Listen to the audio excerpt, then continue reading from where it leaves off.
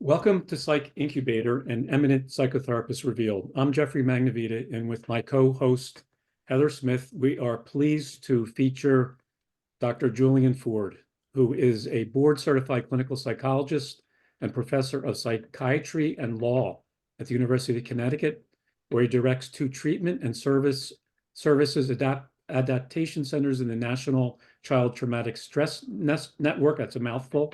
The Center for Trauma Recovery and Juvenile Justice, and is the president of the International Society for Traumatic Stress and a fellow of the American Psychological Association. He is the author or editor of 10 books and multiple peer-reviewed articles, and I could go on and on about his accomplishments and contributions to the field, but I don't want to take the whole hour up. So Dr. Ford, welcome to Eminent Psychotherapists. We're very happy to have some time to hear about you and your work.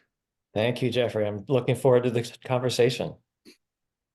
And where I'd love to start the conversation is just, how did you become Dr. Ford? What is your journey? How did you start studying trauma, and how did you sort of get to where you're at?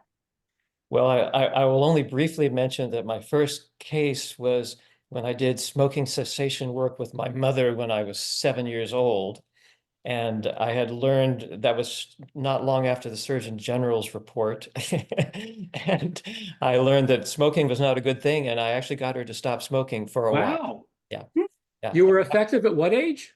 I think, well, actually, I was probably closer to 10 at that point in time. Wow. But I felt as though I had sort of found my calling, although at that point, I really did want to become a quarterback in the NFL, but I moved into psychotherapy instead. Now you're going to make me ask the question I always ask at the end. Are psychotherapists made, or are they born? But you don't have to answer that. I'll talk about that. And you know the answer to that, which is both. Yes. So seriously, slightly more seriously, I actually started in psychology. I was really interested in psychology in high school. I was one of those outliers who wanted to figure out why people felt the way they felt and did what they did. But then in college, I just stumbled into a class called the Experimental Analysis of Behavior. And it turns out that this is a class on Skinnerian operant conditioning and behaviorism. And I just felt as though this was solving every dilemma that the world had, because if you could just set up the right schedules of reinforcement, everything would fall into place. After a while, I began to realize that wasn't entirely the case. And then I was very fortunate that I did go on into clinical psychology. That actually was a course where we did actual work with animals, with rats.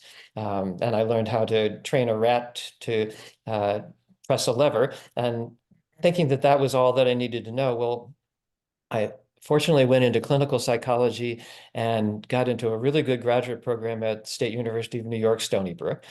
This is right when that that program was just starting. And I went there because I wanted to work with a professor, Len Krasner, who was one of the developers of the token economy, which is a really remarkable innovation for inpatient treatment, which was much more common at that time. This was back in the early 70s. I hate to say it, but 50 years ago. So what I learned there in graduate school was a lot of cognitive behavioral therapy, because Marv Goldfried and Jerry Davidson were just writing the first book on cognitive behavioral therapy. And Marv basically read us the chapters in our seminar on psychotherapy. So I learned CBT right from the beginning.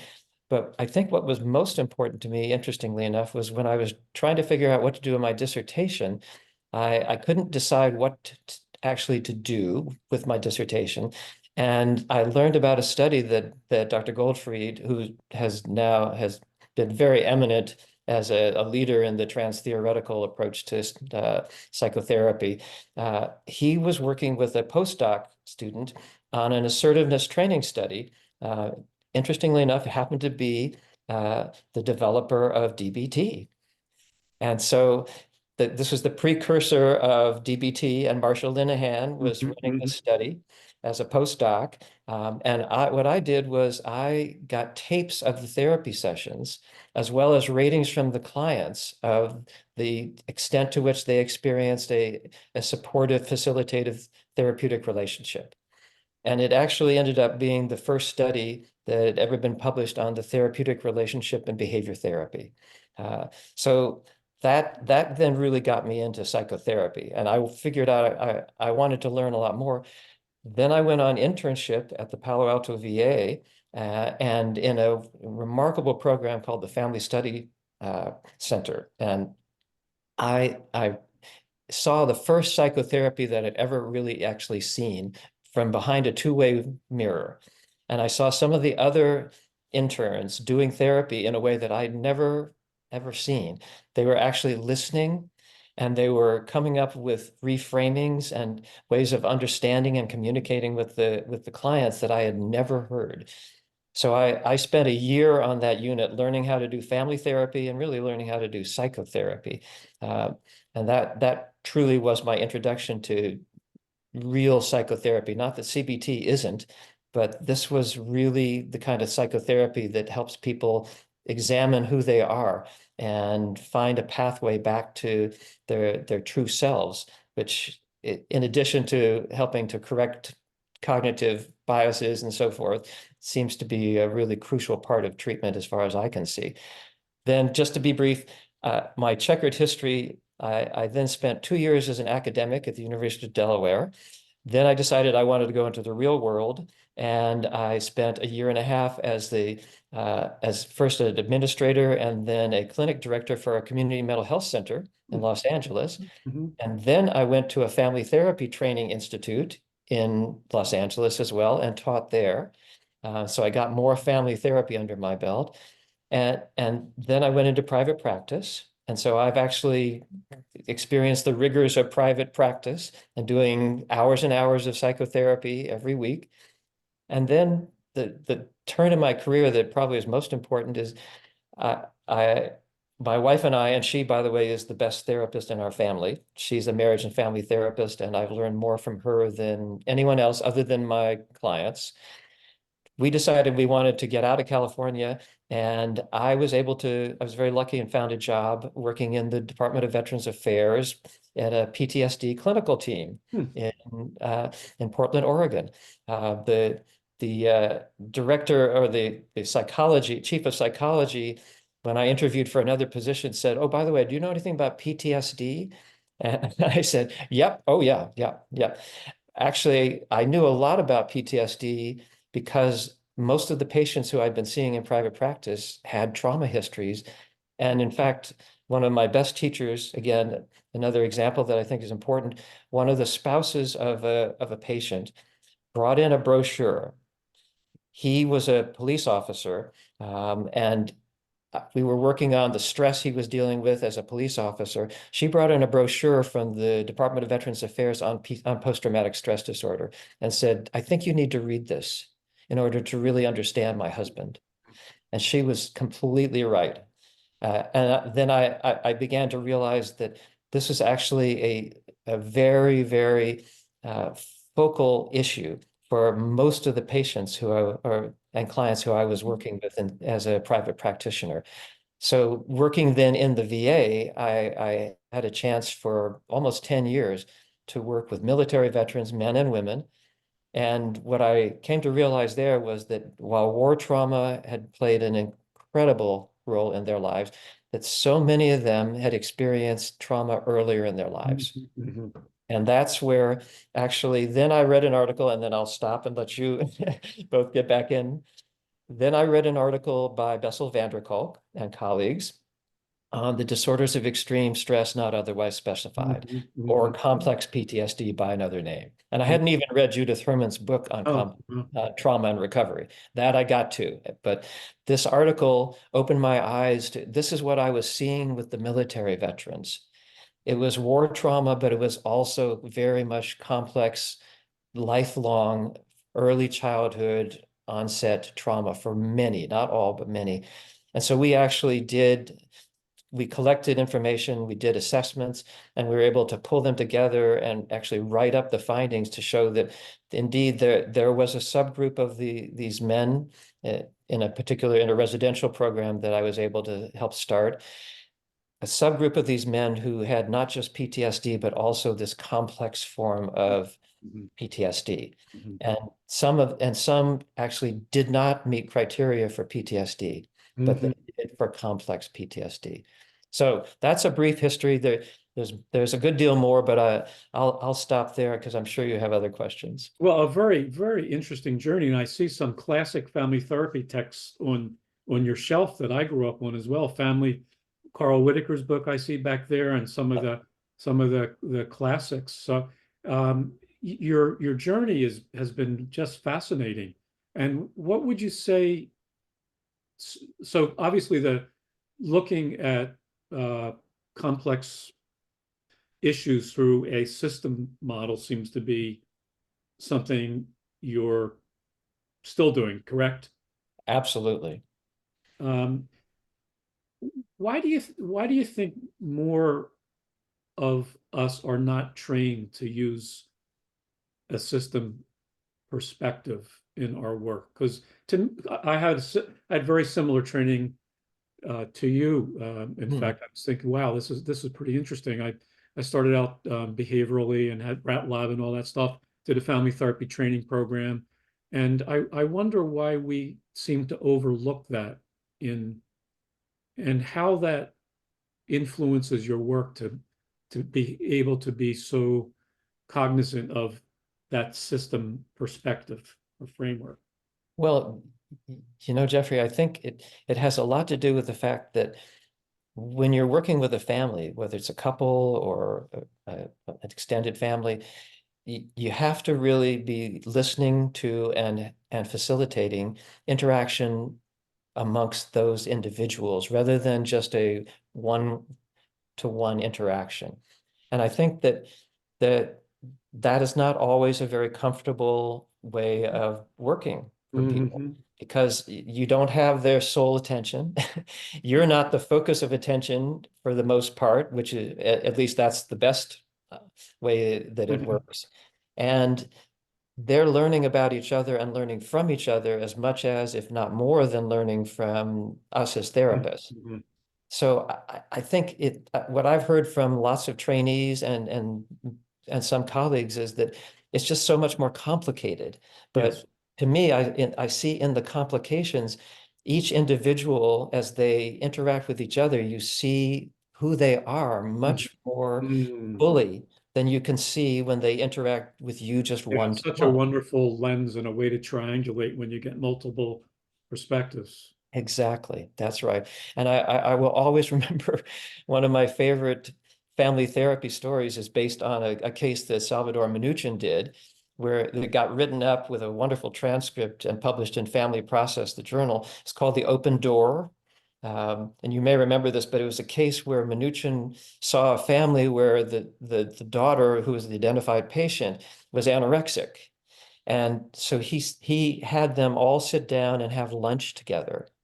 And as this sort of evolved, it became very clear. The reason why the article was called, or the case was called The Open Door, was because this is a family where none of the children, none of the family members were allowed to close their bedroom doors. They always had to leave their doors open. And here's this girl who's basically saying, my door is closed. I'm not going to swallow this. I'm not going to let you in. I want some privacy. There's one place that I can have a boundary that you can't Exactly. invade. That's right.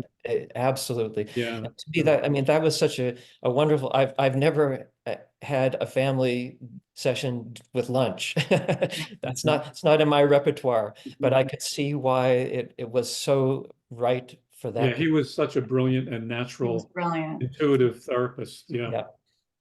And so when you see individual patients now, or, in the work of, other people who are under your management or your supervision, how does that systems training, how does that family therapy training affect how you see people as individuals and, with trauma backgrounds? Well, Heather, I think that a good example of that is I'm very fortunate to be able to do supervision with our child psychiatry fellows. So these are some really talented young people who have learned a great deal about psychiatry, but know very little about psychotherapy, Mhm. but want to learn about it and are terrific learners. And when we talk about cases, what they've been used to doing is talking about, you know, the diagnostic formulation and okay, let's see, which evidence-based treatment should we use? And we don't overlook that. I do not mean to in any way disrespect that. But what we talk about for the most part is what's the story with this particular child or this particular family or this particular adult if they're working with a parent, and what's the story of their life? How have they gotten where they are now? How does it make sense? How do their symptoms make sense as ways of expressing what they otherwise can't express, or challenging what they want to challenge, but they don't know how to, or they've been hurt very badly when they've tried to challenge and assert themselves or make a change in their lives or their relationships. So it ends up being a discussion, not so much of, okay, what diagnosis and which treatment, but what is the core issue here for this individual and for each individual, if it is more than one, if it's a family, and how can we then help that individual or those members of the family express what they're trying to express in a way that actually gets them what they want, instead of getting them labeled or getting them stuck in conflict or in a kind of a detachment and isolation and that sort of stance. And I just love to see the way the child fellows' eyes, they just sort of light up. We talk, oh, yeah, that makes sense. And they always think it's going to be about trauma, and sometimes it is, but it's not always about trauma either. Sometimes it's just this is a person who's just anxious, and as a result of that, they do things that get them diagnosed with obsessive compulsive disorder, which is a very serious concern.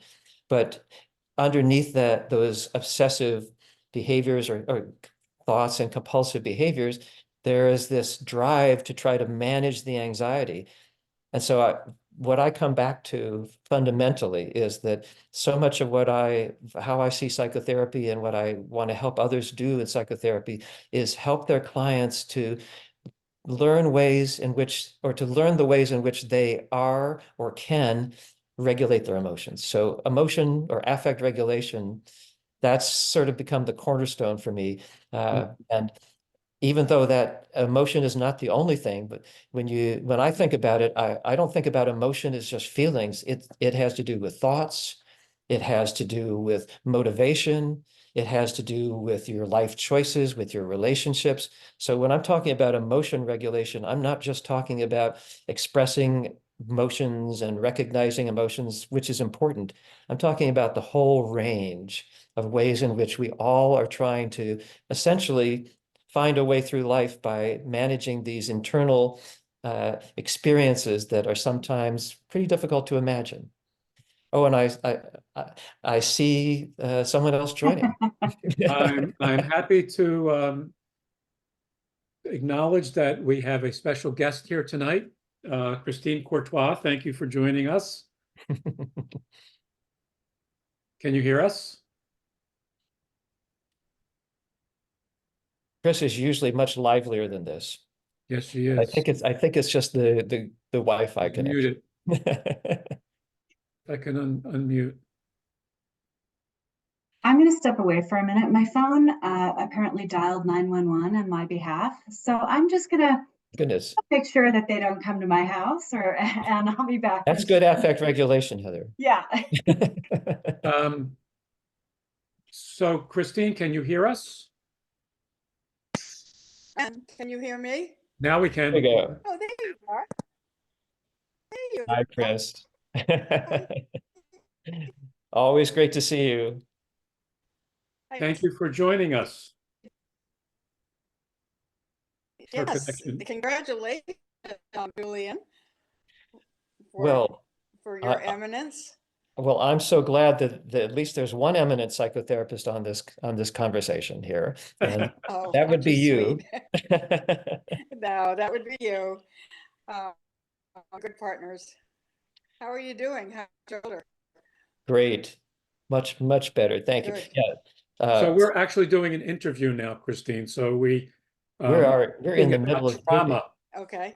We can wrap up later after the recording, but right now, um, uh, Julian, do you want to tell us? So trauma is what everybody's interested in, and what we need to know more and more about.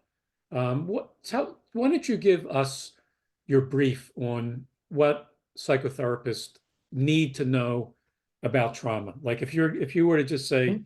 here are the points that you all need to keep in mind um, when doing a trauma-informed approach. Mhm. Can you give it to us? Okay, I would start with, so for each individual you're working with, what have been the experiences in their life where they have felt devastated, terrified, overwhelmed? And these may not be experiences that meet the Diagnostic and Statistical Manual of the American Psychiatric Association definition of a traumatic stressor. Uh, but many of them are, and often are unrecognized because they don't involve the more obvious kinds of violence and victimization, which are crucial to recognize, but are often, in addition to those, there are often ways in which people, I mean, it's what Marsha Linehan talks about with an invalidating environment. For some people, and again, it's not because there's anything wrong with them, some people are just more primed to react in a way that is protective and defensive.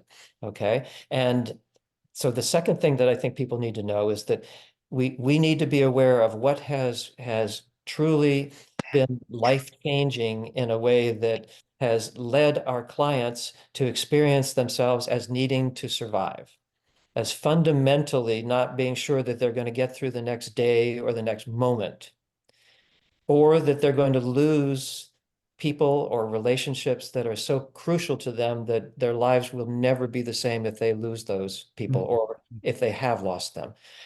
And we, as psychotherapists, I think what we need to know then is that there is a fundamental shift in the body, and Bessel van der Kolk has written very elegantly about that in The Body Keeps the Score.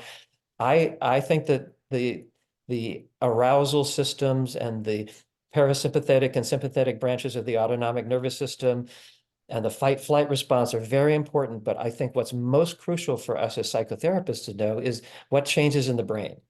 And we don't know for sure. And I'm not a neuroimaging expert, but I am a student of those who are. And what seems to be the clear message is that when people experience these kinds of overwhelmingly shocking and life-changing events, which last for a long time, sometimes that are very brief, but they can be the whole range, that there is a change in the brain. And just to try to make it useful and meaningful to ordinary people, my way of describing it is it's a shift from being in a learning brain to being in a survival brain. Mhm. And the fundamental differences are that in a survival brain, we're operating primarily based upon just the core need to protect ourselves and to protect those we care about. And that's driven by areas in the limbic system like the amygdala, okay, and the insula. But essentially, it's driven by an alarm reaction. And so much of what our clients are experiencing are what I would consider to be alarm reactions. That could be anxiety, but it could also be profound depression. It could be anger and incredible difficulty with managing intense feelings of anger or aggressive impulses. It can be the whole range of what we consider to be psychopathology. And again, not all of which is the result of trauma. But many times, what we see when we see the symptoms that our clients are living with, we're seeing them in an alarm state that is often driven by having had experiences where they didn't know if they would survive. And they may not have been even aware of that extent of the danger, not just because it may have happened before they were verbal, which of course that then of course there could not be conscious awareness. But so many people assume that this is just the way life is, that, All they've known. of course I'm always on edge. Or of course I need to distance myself and not let anybody get close to me. Or of course I need to always, fight back and do unto others before they do unto me. So we see all these ways in which people struggle with what we considered, or what technically is psychopathology. In so many cases, it's because they're operating on a survival basis. And we need to then have ways to help them recognize that consciously, be able to reflect and see their own internal processes, what Peter Fonagy calls Mentalization. mentalizing, right? Brilliant and really crucial concept. And then to begin to actually recognize that they are capable of reacting or acting in ways that reflect their core values and who they are fundamentally as a person, and that it's finding a way to bring those capacities back up to the fore that is really the challenge of psychotherapy. So I think of psychotherapy, not just with trauma survivors, but especially with trauma survivors, as a process of helping people re-engage and actually re-envision who they are. And not that we shape people. We don't tell people who they are. They tell us who they are, and they begin to recognize for themselves who they are underneath all these adaptations that are fundamentally designed to just protect themselves, or somehow to get through unbearable, terrifying, or dreadfully painful experiences. So that was not a very brief summary, No, but that's very helpful. there's some kernels. And so one of the things that I think is most challenging for therapists is how do you conceptualize and work with people who seem to be stuck in state memories and have pre-verbal trauma? There's no narrative memory, but clearly something happened in the early attachment configuration, and they're stuck in some kind of non-linguistically encoded memory that you can't really know. How do you work with that in the psychotherapy session? Chris, you know so much about that. Would you like to start that? I was waiting to hear what you were going to say, Julian. Okay, well then I will jump in, but I'll leave plenty of room. So here's what I've learned actually a lot is from my wife, from Judy Ford, who, as I said, is a really skilled psychotherapist, but she's an early childhood specialist. And she has taught me a great deal about working with people who are in a kind of a virtually pre-verbal state, because that's who she often works with when she's working with very young children. And a good deal of that is fundamentally being able to just gradually develop a language, a shared language with them. And sometimes that's by just gently commenting on some of the nonverbal expressions that they may be making. Sometimes it's by shifting and providing a slightly different kind of a orientation to them, not hugging, but moving closer or making more or less eye contact. And it's really a kind of a dance of gradual connection, because I think what's happening is that those individuals, they're trying to figure out, is this somebody who could possibly be safe for me? Is this somebody who could, and then beyond that, could they even begin to understand me, or are they going to hurt me? And again, it may not be because they have been abused. It may have been because there was just a really fundamental disconnect between them and their primary caregiver or caregivers that wasn't traumatic, but was still fundamentally leading to attachment disruption. So I think it's really a matter of carefully developing an attunement. I'll give you one quick example. This will seem like a completely different situation, but one of the boys or young men who I worked with in our child trauma clinic, he wasn't nonverbal. He was quite verbal, but he wouldn't talk to me. He would only talk to his cell phone and to his friends. And the first thing that he did say to me was, okay, doc, I know you want me to talk about my goals, but I don't have any goals. Are we done? And then he proceeded to talk on his cell phone like I wasn't there. Mm. And what I found, and it took a number of sessions where I felt as though I was doing nothing. I thought, well, if there was a good therapist here, they would at least know how to get through to this guy, but I don't know how to get through to him. But I figured, well, maybe if I just stayed long enough and don't push him and don't pressure. At one point he said, oh, I hope you're not like that therapist I used to see who all he wanted to do was play chess. And that was so boring. I said, we don't have to, but I made sure that we had a chessboard sitting quite visible. And several sessions later, he said, well, I can't get anybody on the phone, so maybe we should just play some chess. Turns out that as soon as we started playing chess, I realized this young man, it looks like he's completely tuned out and he doesn't care about anything or anyone other than his buddies, and maybe not even them. What I saw was that he was thinking 3 or 4 moves ahead in chess. He was able to completely overrun me in chess. And he really got a kick out of that too.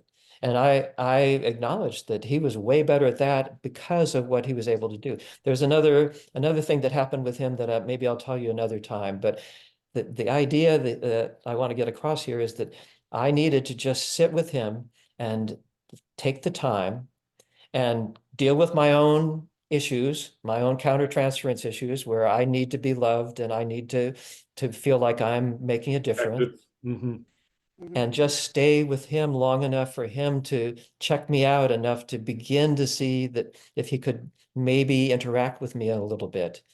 And we went on from there. He did eventually fire me as a therapist, but I think he got something out of it. So again, long answer. May I interject something here too? That'd be great.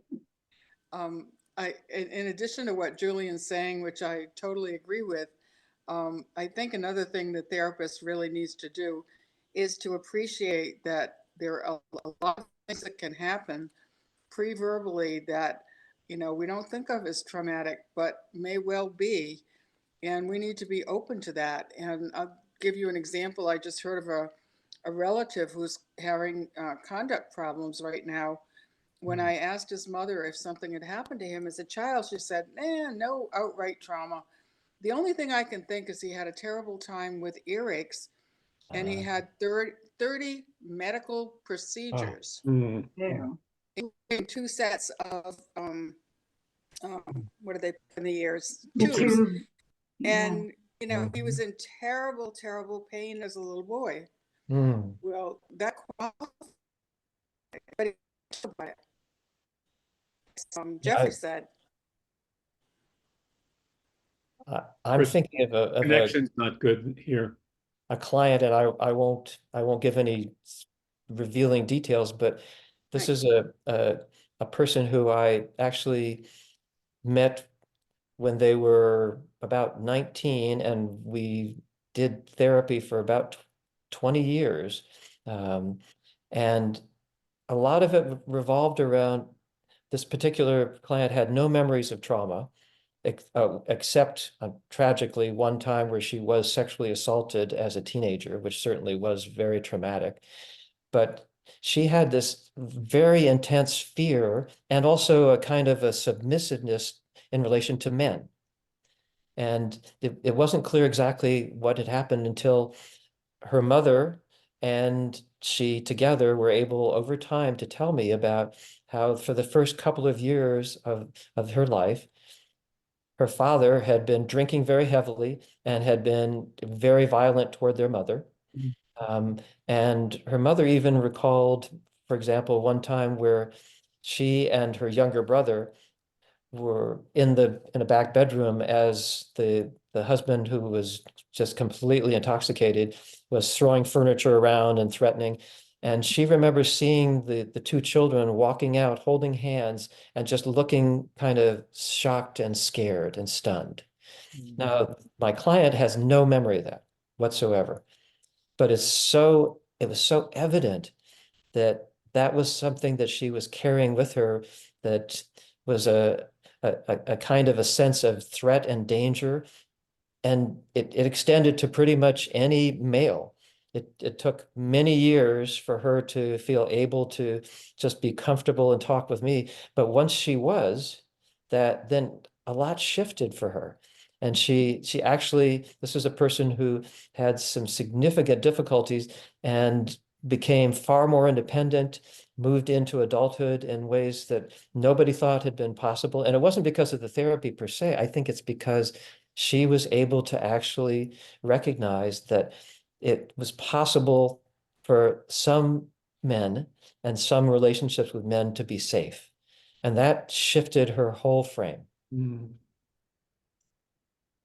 What you're saying makes me curious. This seems a little bit like a leap, perhaps, but I think that there's a lot of people who would say, so those people need a somatic treatment. They need all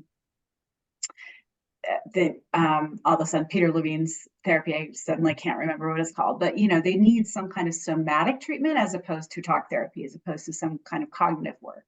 Mm-hmm. And what you're talking about is more about the relationship between the therapist and the patient as the primary mechanism of healing. And so I'm curious, what do you think about just the somatic approach to treatment? Do you think we need that in our arsenal if we're going to treat therapy, or if we're going to treat trauma effectively? Do you think we can function with just relational and maybe cognitive skills? What do you both actually think about that? Well, I think we clearly we cannot ignore the body. Dr. van der Kolk has told me that he focuses on the whole body and I just focus on the brain. And I think that's very funny because, in fact, doing the kind of therapy that's relational, you have to be constantly observing, and not in an examining way or an intrusive way, but in a very thoughtful, reflective way. You have to be carefully observing all of the messages that are coming from and through your client's bodies, and what they're telling you about difficulties in their bodies, how they actually sit and move, even in the therapy session. And I'm a firm believer that if I knew more about doing yoga, I would definitely use that as part of my therapeutic repertoire. I'm just not skilled enough to do that, but I'm working with colleagues who are doing some wonderful yoga work with boys who are in juvenile detention centers. And those kids love the yoga, and they are becoming more able to be approached and to actually engage in talk therapy as they feel more comfortable in their bodies and more safe and secure.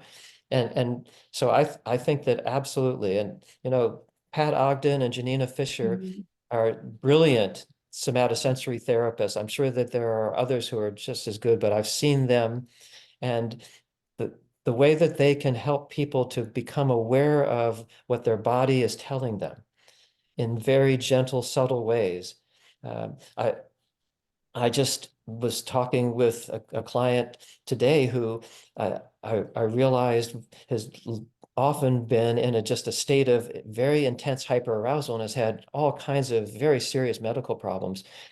And so we were talking now about how in some ways her body is trying to tell her that it's important to be able to not stay in a position where you're trapped. But every time she tries to get out of that position, it's like she finds something that's injured or some kind of autoimmune reaction that occurs. And so her body keeps telling her, wait a minute, you think this is the way out, but you're not really getting out of the situation that is for you the trap. So we're then using that as a way to explore what could be the kinds of traps that are subtler and that we're not fully aware of yet, that her body may be telling us is still not feeling that there's that freedom and that sense of control and safety. So I absolutely think, while I'm not one to prescribe bodily or body work, I think it's really crucial to pay close attention to that and to work with our clients on how we can together understand the messages from their body. Do you refer out to that, or do you work collaboratively with people who do more of that body work? I actually, what I do is I rely on my clients because they are incredibly resourceful, and they usually find the people who will do really good body work. So I don't feel capable of actually making a referral because I don't really know exactly who would be the best or the most reputable person to do that kind of work. If I knew more, and I probably should, so this is probably a good thing for me to be thinking about, I certainly would do that. But for right now, I found that it's quite amazing. My clients seem to have a remarkable ability to find the people who can do that kind of safe and careful body work. And if there's any indication that they are working with somebody who is intrusive or who is in any way violating their boundaries, I'm listening carefully about that as they talk about what's happening in the body work that they're doing. One of the things that I'm attuned to in the work that I do with people is trying to get a lifeline and try to get an idea of at what developmental stage various traumatic experiences occurred, because it seems that based on the period of development, the code for the trauma is, as you were talking about, the emotions are also our internal beliefs, and I call the deep code. What has the person encoded in their deep code in their operating system? I describe it as that is still constantly working and they might not be aware of. So can you talk a little bit about your understanding of the effect of trauma at different developmental stages in terms of the I guess the conceptualization and the focusing on what the core trauma is? Like how do you kind of capture trauma in a developmental perspective? I think that's incredibly important, Jeffrey. And one of the things that I learned from a very talented therapist in the VA 25 years ago who was doing lifelines, literally helping women, military veterans, draw their lives, essentially, and draw a lifeline, which did not just include trauma. It also included events that were important to them for good, for better, as well as for worse. And that really, and so that we built that into the therapy that I've then been working on and with for 25 years. But the crucial issue, I think, is, what are the developmental challenges at each of these epochs in a person's life? And certainly, in the first couple of years, it has so much to do with just being able to have a sense that the world is coherent and meaningful. And so you can see a lot of really intense dissociative reactions that reflect a kind of a sense of things don't make sense. That in addition, of course, to the fundamental challenge of developing a sense of trust and security and the attachment bond, which is so crucial and early in life. But I see those two things as going together, because as the infant or the toddler and their caregiver or caregivers, as they co-regulate, then the world becomes more meaningful. I was just listening to a podcast today too, a fictional one that described where the protagonist describes seeing a mother who was walking with her child, a very young child in a stroller, who was screaming, and the mother walked around to the front of the stroller and just put her face close to her child's face, and then just gently touched him on the forehead. And that didn't change things instantly, but over the next few minutes, it just seemed to be that kind of, okay, I can now begin to deal with this internal turmoil. So would you So call that co-regulation?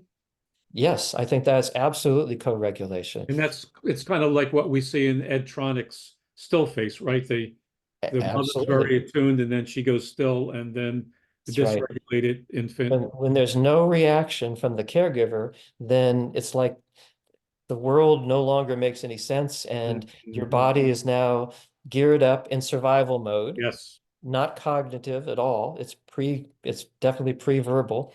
And you just are trying to sort things out and figure things out, but nothing makes sense. Mhm. And that can be one of the most difficult challenges. I mean, that can lead to psychotic-like symptoms, which sometimes are psychosis, but sometimes they literally are intense dissociative reactions that come from an absence of a sense of both meaning, but meaning not in a cognitive sense as much as that everything just seems to sort of fit together. And it's almost like a pre-verbal form of meaning. And then, of course, as you go through child development, there are the wonderful challenges that Piaget and Erikson and others have documented so clearly. And you can just see at each of those epochs, you can see some of the reflections of disruption, of fundamental shift into a survival mode that then undermine, for example, just the ability to set a goal and to carry forth a plan. That's one of the under-recognized symptoms of developmental trauma, that it has nothing to do with intelligence, because it's all about intelligence being deployed in a defensive way without that being recognized, because it just comes so naturally. And as a result, then we see so many adults, but also kids, who are brilliant at doing things to survive, but those are the same things that get them labeled as having borderline personality disorder, or some kind of, and sometimes they do have intense dissociative reactions, which are very real, but are still in large part a result of this sense of, I, I, I, I don't know how to trust myself, and I don't know how to mobilize this thinking center in my prefrontal cortex. And that's one of the crucial developmental challenges in early to middle childhood, that for many people, they continue on and they're very, very smart and very adaptive, but they are always on the verge of needing to shift. And it's not necessarily a dissociative identity disorder shift. Sometimes it is a full shift into an altered self state. But in most cases, it's a shift out of being able to think clearly and just feeling a sense of confusion and a lack of control. And I think that's then what we end up in therapy, Mhm. getting or helping our clients to begin to recognize this isn't because there's something fundamentally wrong with them.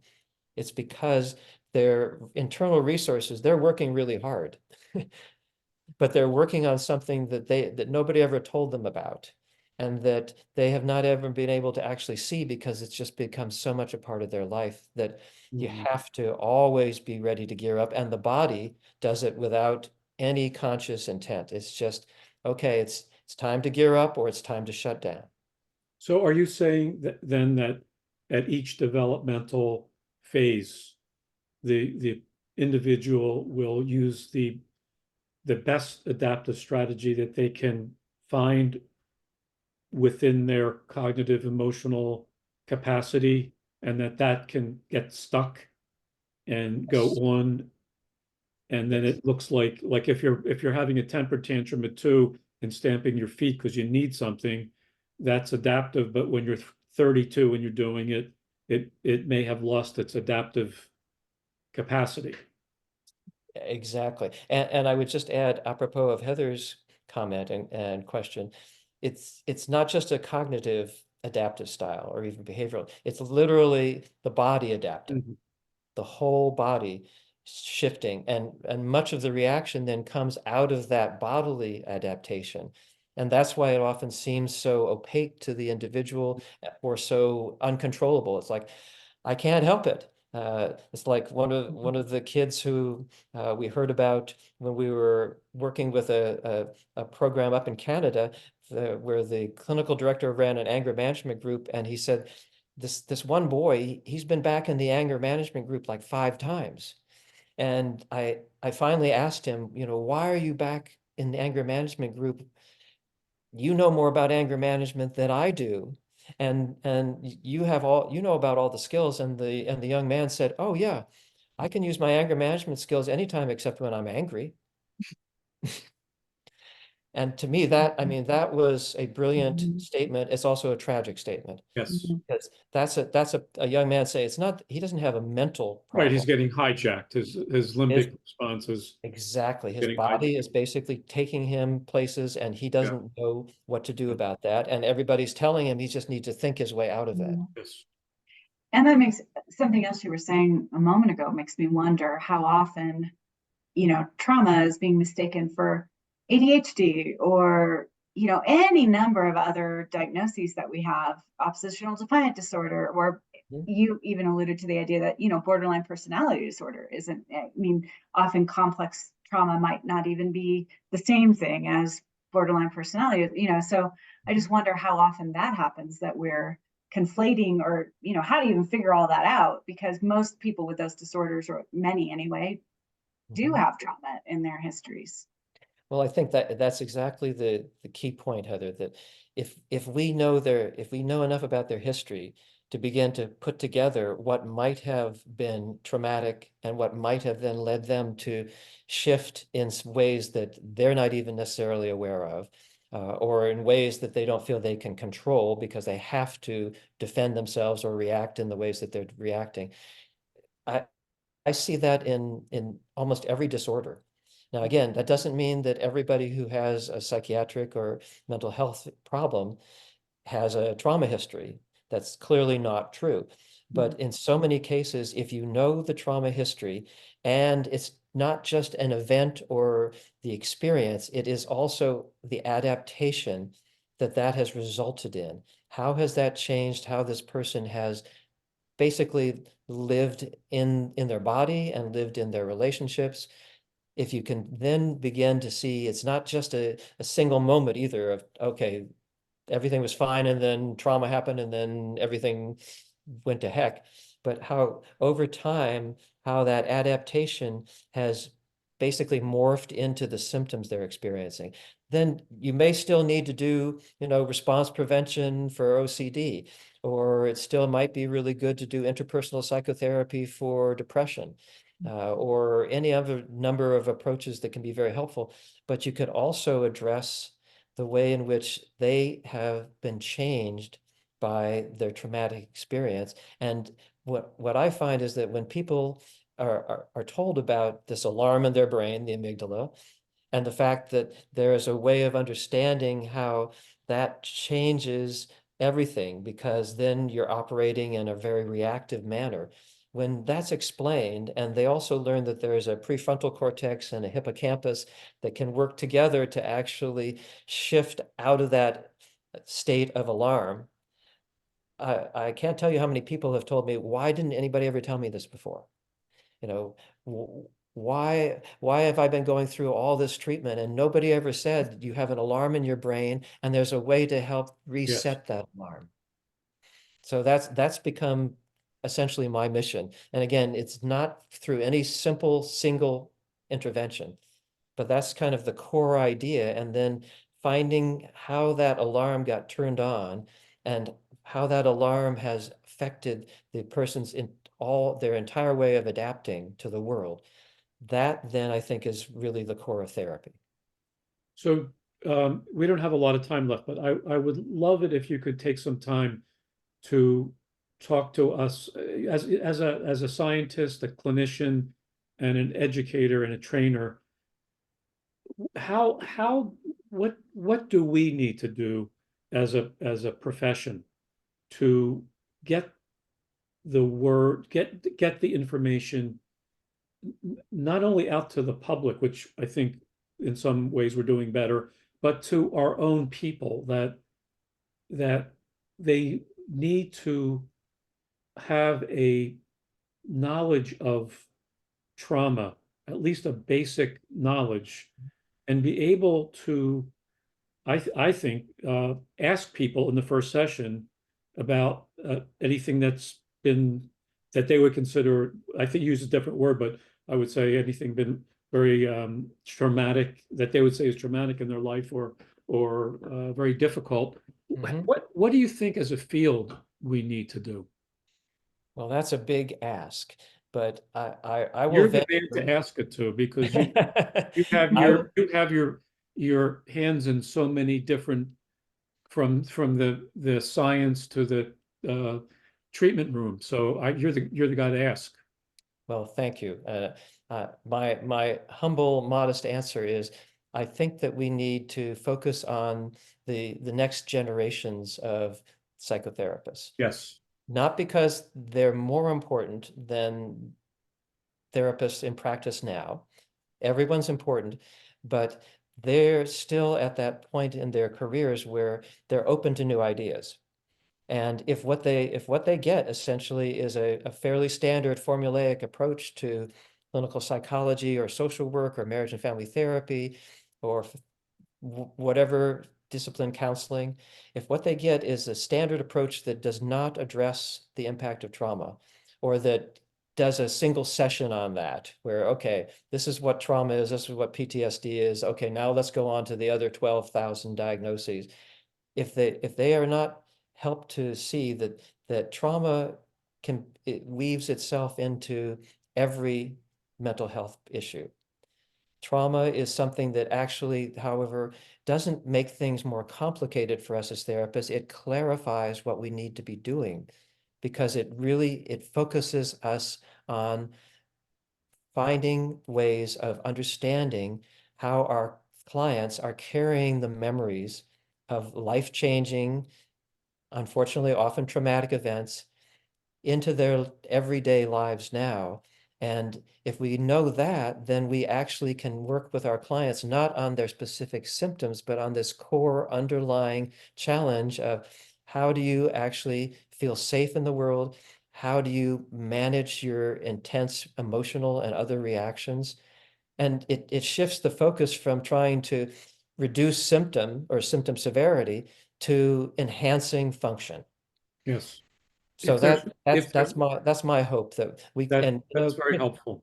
Chris If there's Courtois has been if there's working on this for years, by the way, and we still need more in the curricula.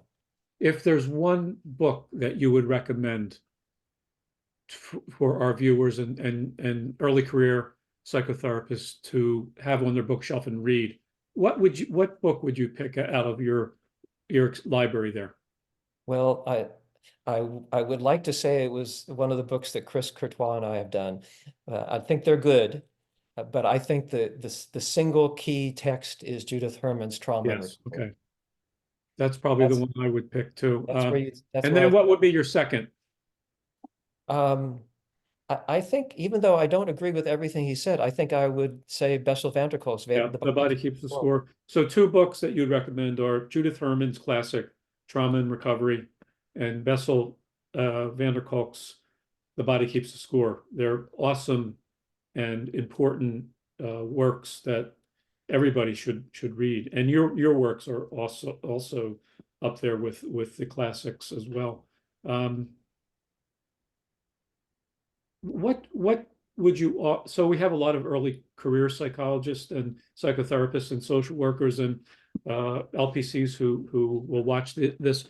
What's your advice for early career psychotherapists who are mostly I just read some statistics that they're mostly trained as generalists, and a lot of them are not feeling competent to deal with the complexity of what is coming into our offices.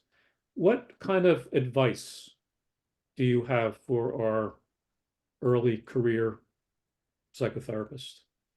I would say seek out supervisors, mentors, teachers who can tell you stories based on their understanding of clients' lives, and not stories that are fictional or that are intended to treat clients as objects, but stories that come from the fundamental experience of these individuals who seek us out for psychotherapy. Because I think that one of the books that I read as an undergraduate was called The Call of Stories. And that had nothing to do with psychotherapy, but it was a wonderful book. And I think it shaped my view for probably the next 50 years, because every one of our clients has innumerable stories. And if we can learn the stories that are most essential to them, that reflect their most crucial challenges, as well as their most crucial achievements and capacities and competences, if you can learn that from both your own clients as well as from your teachers and supervisors, then I think you're well on the way to being quite prepared to then take the evidence-based approaches to treatment and use them in a way that is genuinely interactive, where there really is a relationship rather than just imposing an intervention upon the client. Dr. Julian Ford, thank you so much for joining us tonight on Eminent Psychotherapists Revealed and for sharing your expertise and your wisdom. We hope you'll join us again, because there's so much more we'd love to hear from you. Thank you all for joining us, and we'll see you next month.